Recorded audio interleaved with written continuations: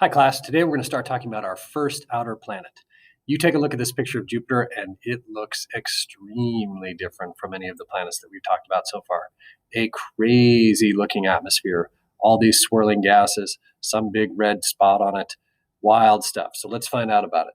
Our first outer planet, Jupiter, is made of gas. Seems like one of the major differences between an inner and an outer planet, does it not? The temperature in the cloud tops is minus 234 degrees. If we go into the planet where the pressures increase, the temperatures get much higher. But anyway, that's the temperatures in the outer tops. It is the largest planet. How large? If you take all the other planets and all the other moons in the solar system times 2, put them together, that's Jupiter. Its day, it takes about 10 hours to spin around one time. Does it have a magnetic field? I don't know. We'll find out. It takes 12 Earth years to go around the sun one time. Why so long? Because it's really far away. It does have a magnetic field because it spins so fast, and it has some sort of metal in the interior. It is the strongest magnetic field in the solar system. It is 20,000 times stronger than the Earth's magnetic field. If a human was exposed to that magnetic field without shielding, they would be killed. It's so big that sometimes Saturn is in the orbit of Jupiter's magnetic field. When we sent our first spacecraft there, the scientists were worried that it would be damaged by the magnetic field. That is Jupiter's magnetic field.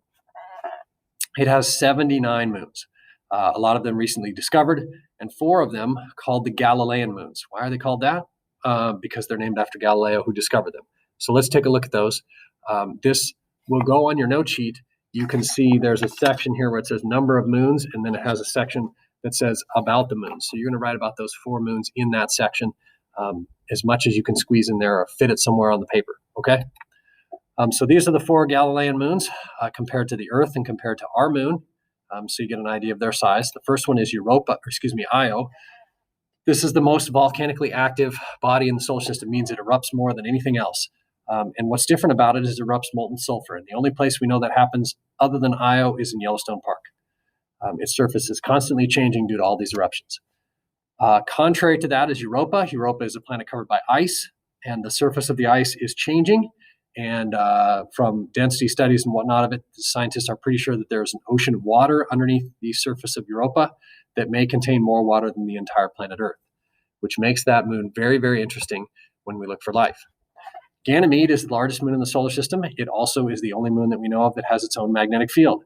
So it's pretty wild. It's actually larger than 2 planets in our solar system. And the last one here is Callisto. It's got a lot of craters on it. It's really old. Some of the surface is ice. It's not very exciting beyond that. All right, back to talk about Jupiter itself. So Jupiter's atmosphere is made up of 90% hydrogen and 10% helium, very different from the atmospheres we talked about on the previous planets. The features you can see in here, it has storms, it has the different colored bands, it has winds, and some of the unique features, you can see the Great Red Spot. This is a hurricane-like storm that has existed continuously in the atmosphere of Jupiter for over 400 years. It could fit 2 Earths inside of it. It has the strongest gravitational force of any planet. It's about 2.5 times that of the Earth, which means if you weighed 150 pounds here, you'd weigh 375 pounds on Jupiter. Whoa. Doesn't mean you'd be big and fat. It just means the force of gravity would be that much greater on you, and your skeletal structure and your muscle structure would probably be damaged trying to support that tremendous increase in your weight. It has something called liquid metallic hydrogen. Liquid metallic hydrogen is what happens to hydrogen when it's under extreme pressure. It takes on this liquid form with a metallic properties. And that is one of the reasons why Jupiter is able to have a magnetic field. It also has rings. You can't see them in this image because the rings are made of rock and they're not very reflective, so we can't see them very easily. We have to use special imaging techniques to be able to see the rings of Jupiter. This last thing here is SL9. That stands for Shoemaker-Levy 9. And about 25 years ago, astronomers located a comet that was heading towards Jupiter. It broke into 21 pieces and it smashed into Jupiter. It was the first time that astronomers got to watch a comet hit a planet, and it left little scars in the atmosphere that lasted for a month, and each one released as much energy as the asteroid that hit this planet that is believed to have killed the dinosaurs. So that was a pretty cool thing for astronomers to see.